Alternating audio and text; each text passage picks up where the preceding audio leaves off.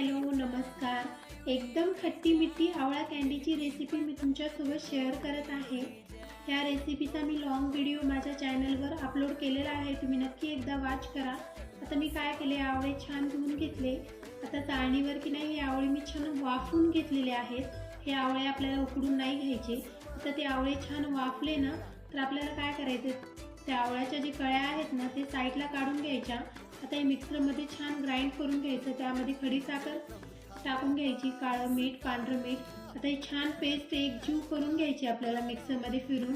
आता इथं की नाही नॉनस्टिक पॅनमध्ये की नाही मी आवळा कँडी फिरवलेली मिक्सरमधून ती टाकून घेतली. आता छान मी मिक्स करून घेतली.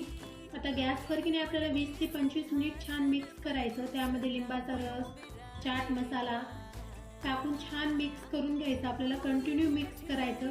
परत त्यामध्ये आपल्याला कॉर्नफ्लॉवरची पेस्ट ॲड करायची. परत छान मिक्स करायचं.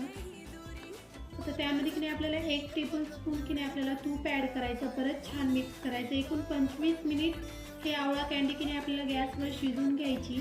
आता की नाही 25 मिनिटानंतर की नाही कँडी छान सेट झालेली आहे, शिजलेली आहे. आता मी एका पॅनमध्ये टाकून घेतली सेट करण्याकरता. आता की नाही अर्ध्या तासानंतर सेट झालेली आहे कँडी. आता मी कट करून घेते. आता त्या कट केलेल्या कँडीवर मसाले ॲड करून घेऊया आणि छान प्रकारे एकत्र करून घेऊया, जेणेकरून पूर्ण मसाले त्या कँडीला लागले पाहिजे.